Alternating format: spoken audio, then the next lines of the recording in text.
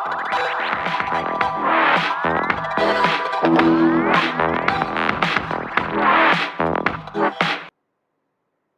दोस्तों, मेरा नाम कुंदन गोस्वामी है और small talk institute computer course के चैनल पर आपका स्वागत है। अब मैं इस वीडियो में आपको ये बताने वाला हूँ कि आप देख रहे होंगे कि इसमें एक सामने स्क्रीन पे आपको एक वेबसाइट दिख रही है, जहाँ पे ये बटन दिख रहे हैं या टेक्स्ट दिख रहे हैं, बैकग्राउंड में इमेज दिख रही है। लेकिन इमेज से मुझे ध्यान आया कि इस वेबसाइट के अंदर आज हम कवर करने वाले हैं कि इमेज कैसे लाते हैं।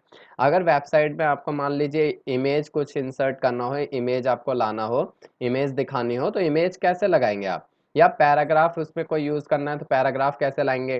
तो इन सब बातों पे आज हम चर्चा करने वाले हैं। तो चलिए मैं आपको सीधा स्क्रीन पे ले चलता हूँ और स्क्रीन के अंदर आपको मैं दिखाता हूँ इसकी कोडिंग कैसे की जाएगी। तो दोस्तों स्टार्ट करते हैं।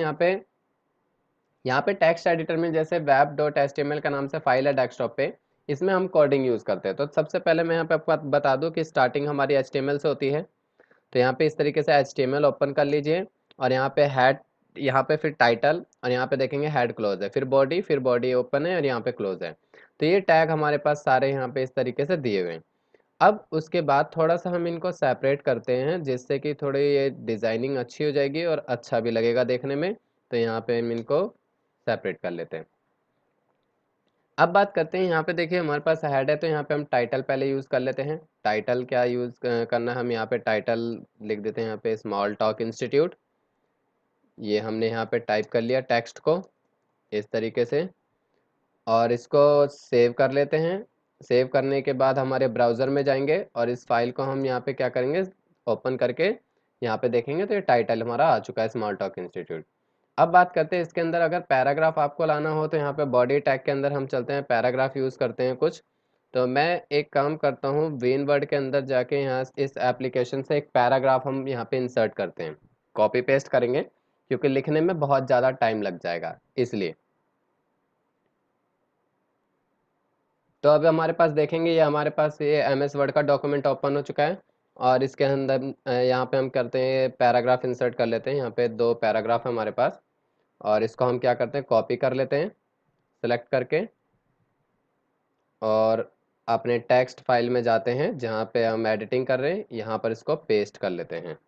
तो Ctrl+V से हमने इसको पेस्ट कर दिया। अब आप देखेंगे इसको हम थोड़ा सा यहाँ पे सेपरेट कर लेते हैं। ये हमारे पास पैराग्राफ आ चुका है, ये हमारे पास हमने इसको सेपरेट कर लिया। Ctrl+S सेव करते हैं और ब्राउज़र में इसे हम रिफ्रेश करते हैं। तो ये हमारे पास पैराग्राफ है। अब यहाँ पे देखेंगे पैराग्राफ ये एक ही यहाँ पे कंबाइन हो चुका है, मेरे को अलग अलग करने हैं। तो यहाँ पे हम एक काम करते हैं, पैराग्राफ टैग लगा देते हैं। P फॉर पैराग्राफ है यहाँ पे और इस पैराग्राफ को यहाँ पे हम क्लोज कर देते हैं जिससे पता लगे ये हमारा फर्स्ट पैराग्राफ। और ये देखेंगे आप सेकंड पैराग्राफ यहाँ पे अलग यहाँ पे इंसर्ट हो चुका है, तो ब्रेक हो गया है। तो यहाँ पे आप चाहें तो इसको भी अलग से पैराग्राफ यूज़ कर सकते हैं टैग और यहाँ पे जाके इसको क्लोज कर दें, सेव, रिफ्रेश। अब यहाँ पे हमें कुछ हेडिंग देनी है तो हेडिंग आप यूज़ कर सकते हैं। हेडिंग के लिए आपको पता है हम H1 टैग का यूज़ करते हैं। यहाँ पे हेड यूज़ कर लेते हैं, यहाँ हमने लिखा पैराग्राफ और H1 को क्लोज, सेव, रिफ्रेश, ये हमारे पास आ गया। अब उसके बाद हम बात करते हैं इसके बैकग्राउंड में कलर देने के लिए। तो हमने सीखा था बीजी कलर, यहाँ पे बीजी कलर यूज़ कर लेते हैं। बैकग्राउंड कलर यहाँ पे देना है आपको, तो यहाँ पे हम सेव और उसके बाद रिफ्रेश। तो यहाँ पे हमने येलो कलर कर दिया इस तरीके से। अब उसके बाद नेक्स्ट इसके अंदर हम बात करते हैं जो बैकग्राउंड कलर हमने यहाँ पे किया, ये बैकग्राउंड कलर के कोड भी होते हैं, आप कोड भी इंसर्ट कर सकते हैं अगर आपको पता है, या फिर आप ऑनलाइन सर्च करके कोड निकाल सकते हैं, कलर कोड यहाँ पे अप्लाई कर सकते हैं। अब हमने यहाँ पे देखेंगे बैकग्राउंड में यहाँ पे हमने क्या किया है, यहाँ पे पैराग्राफ ले आए हैं, बैकग्राउंड कलर यूज़ कर लिया है। अब इसके अंदर इमेज लाते हैं। तो इमेज के लिए दोस्तों आपको कोडिंग लगानी होगी। जब कभी आप इंसर्ट करना चाहते होंगे तो यहाँ पे इमेज सोर्स, SRC का मतलब है सोर्स।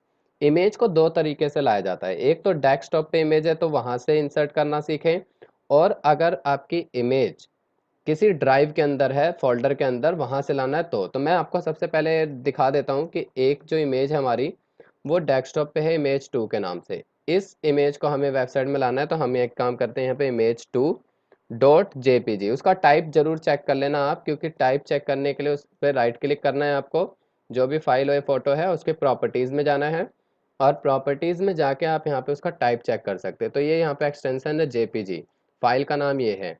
तो डिट्टो इसी तरीके से आपको यहाँ पे क्या करना है, नाम इंसर्ट करना है जो वहाँ पे लिखा हुआ है। तो हम सेव करते हैं। सेव करने के बाद जैसे ही रिफ्रेश करेंगे आप, तो रिफ्रेश करने के बाद आप देखेंगे आपकी वेबसाइट में यहाँ पे वो इमेज आ जाएगी। लेकिन इमेज का साइज़ काफ़ी ज़्यादा बड़ा है, ये आप देख पा रहे होंगे। और इमेज मैं चाहता हूँ कि ये छोटे साइज़ में आए, तो आपको एक काम करना है यहाँ पे,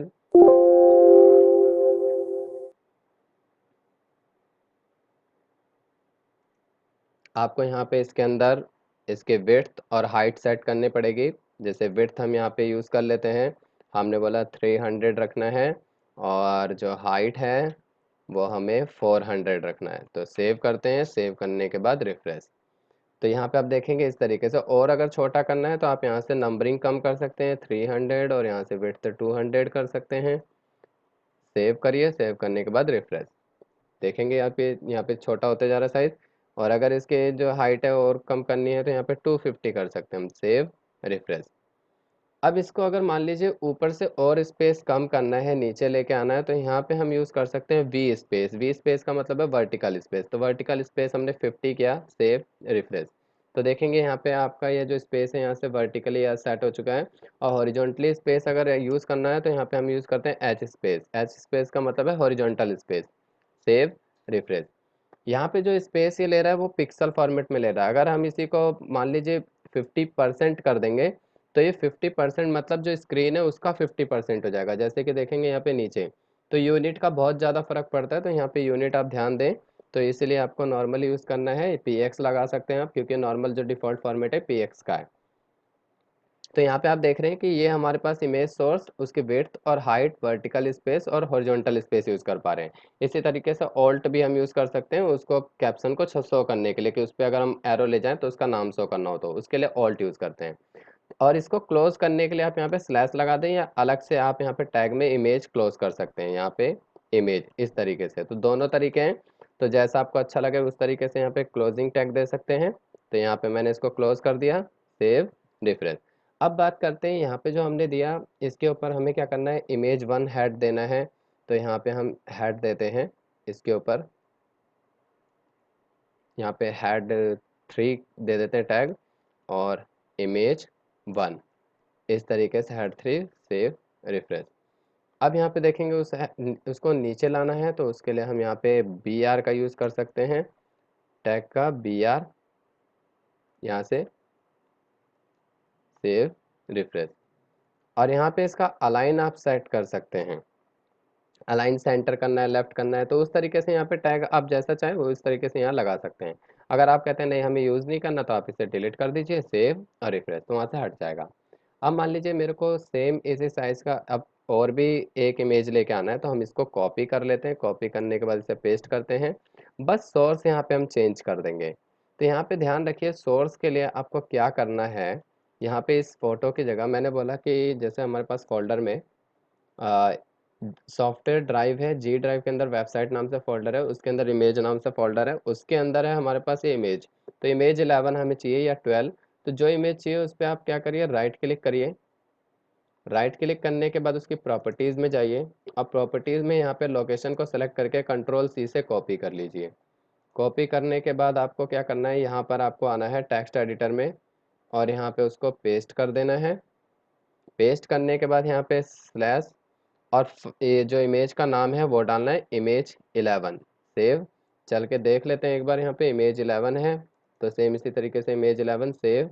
और अब आप यहाँ पे आएंगे तो यहाँ पे हम रिफ्रेश करेंगे तो देखेंगे बिल्कुल ठीक यहाँ पे ये इमेज आ चुकी है। अगर आपको यहाँ पे इसका हॉरिजॉन्टल स्पेस कम करना है तो हॉरिजॉन्टल स्पेस यहाँ पे कम कर सकते हैं। यहाँ पे इसको आप कर सकते हैं 0 या फिर 10। सेव और रिफ्रेश, तो यहाँ पे आप देखेंगे उसके हिसाब से यहाँ पे 10 है। देख रहे हैं दोस्तों। तो यहाँ पे हॉरिजॉन्टल स्पेस हो गया, कि हॉरिजॉन्टल स्पेस, वर्टिकल स्पेस जितना रखना हो 0 करेंगे सेव, तो यहाँ पे देखिए 0 के हिसाब से। तो ये हमारे पास से इस तरीके से सोर्स यहाँ पे अप्लाई कर सकते हैं, कि वर्टिकल स्पेस चाहिए तो वर्टिकल स्पेस, हॉरिजॉन्टल चाहिए तो हॉरिजॉन्टल, जितना आप यूज़ करेंगे उसी हिसाब से यहाँ पे ये यूज़ होगा। अब बात करते हैं, ये तो आपने सीख लिया कि इमेज किस तरीके से इंसर्ट करना है। बाकी मैं आपको कुछ कोड और भी बताना चाहता हूँ। जैसे कि हमने देखा था टेक्स्ट को अगर बोल्ड करना हो, हमारे पास ये टेक्स्ट है, तो बोल्ड करने के लिए हमने बी यूज़ कर लिया था, अंडरलाइन के लिए यू। ऐसे ही अंडरलाइन के लिए एक कोड और होता है इंसर्ट, और यहाँ पे इंसर्ट को क्लोज भी करना होता है, सेव और रिफ्रेश। तो आप देखेंगे यहाँ पे अंडरलाइन होके आ रहा है नीचे। और अगर आपको मान लीजिए उसको जैसे बीच से कट करना है, तो यहाँ पे एक डेल की कोडिंग होती है, डेल। यहाँ पे किस लिए, जैसे कि हम यहाँ पे टेक्स्ट लिखते हैं डिलीट, और यहाँ पे डेल को क्लोज, सेव, रिफ्रेश। तो इस तरह से स्ट्राइक थ्रो का आप यूज़ कर सकते हैं यहाँ पे। तो देख पा रहे होंगे, तो यहाँ पे ये कोडिंग थी कि जैसे कि अगर कुछ इंसर्ट करना हो तो इंसर्ट के लिए कोडिंग यहाँ पे, डिलीट करना हो तो डेल के कोडिंग यहाँ पे लगा सकते हैं। और बाकी एक यहाँ पे हम देखेंगे तो एक आता है साइट, जो कि इटैलिक का काम करता है। यहाँ पे आप देखेंगे इस तरीके से यहाँ पे हमने कोड लिखा है सेव और रिफ्रेश, तो ये इटैलिक आ रहा है। इसके लिए हम आई कोडिंग भी यूज़ करते हैं इटैलिक के लिए, तो यहाँ पे हम आई भी लगा सकते हैं। तो आप यहाँ पे देखेंगे इटैलिक हमने लिखा इस तरीके से, और यहाँ पे आई को क्लोज, सेव, रिफ्रेश। तो ये देख पाएंगे आप यहाँ पे इस तरीके से हम टैग को यूज़ करें। तो ये भी कुछ नई कोडिंग थी आपके लिए जो बताना था। फ़ॉन्ट साइज़ अगर बड़ा करना हो तो वहाँ पे हम बिग का इस यूज़ कर सकते हैं। जैसे फ़ॉन्ट है, यहाँ पे हमने फ़ॉन्ट लिखा और फिर उसके बाद साइज़ लिख दिया यहाँ पे, सेव, रिफ्रेश। अब इसको बड़ा करना है तो यहाँ पे हम बिग का यूज़ कर सकते हैं। बिग 4 टाइम्स रिपीट होता है, इससे ज़्यादा नहीं। तो आप यहाँ पे सेव करें और रिफ्रेश, तो यहाँ पे देखेंगे फ़ॉन्ट साइज़ बड़ा हो गया। और बड़ा करना है तो एक तरीका तो हमने फ़ॉन्ट साइज़ के कोडिंग सीखे थे कि फ़ॉन्ट साइज़ वहाँ पे लगा सकते हैं, मैक्सिमम 7 तक यूज़ होता है। इसी तरीके से हम यहाँ पे बिग का यूज़ कर सकते हैं। तो यहाँ पे आप आएंगे, बिग का यूज़, सेव, रिफ्रेश। देख रहे हैं दोस्तों, छोटा करना है तो आप इसमें स्मॉल की कोडिंग लगा सकते हैं, या अलग से लगाना है तो स्मॉल लगाइए और स्मॉल को यहाँ पे क्लोज कर दीजिए। यहाँ पे स्मॉल, क्लोज, सेव, रिफ्रेश, तो ये छोटा हो जाएगा। तो ये डिपेंड करता है कोडिंग किस तरीके से यूज़ करना चाहते हैं। तो बिग का यूज़ कर सकते हैं, स्मॉल का यूज़ कर सकते हैं, इटैलिक है, साइट है, डेल है, इंसर्ट है, इमेज है, पैराग्राफ है। तो यहाँ पे आप देखेंगे पैराग्राफ बॉडी कलर यूज़ करना है। तो आप आज आपने सीखा कि जैसे हम कभी इमेज लाना चाहते हैं तो इमेज ला सकते हैं, पैराग्राफ इसमें यूज़ कर सकते हैं कि पैराग्राफ किस तरीके से यूज़ करना है वो। तो ये था दोस्तों इसके अंदर हमारे एक कुछ फॉर्मेट जो कि मैंने आपको बताया इमेज के साथ में, और कुछ कोडिंग अलग से, जो कि इस तरीके से आप एक पेज अच्छा खासा डिज़ाइन कर सकते हैं, तैयार कर सकते हैं। बाकी अगले वीडियो में हम मिलेंगे। अगर जब वीडियो अच्छी लगी हो तो लाइक करके हमारा उत्साह बढ़ाएं, ज़्यादा से ज़्यादा शेयर करें। चैनल पे अगर नए हैं या अभी तक सब्सक्राइब नहीं किया है तो इसको अभी सब्सक्राइब कर लें, जिससे हमारी आने वाली सारी की सारी वीडियोज़ आप तक पहुँचती रहे। हमारे साथ जुड़े रहने के लिए आपका बहुत बहुत धन्यवाद। मिलते हैं हमारी नेक्स्ट वीडियो में।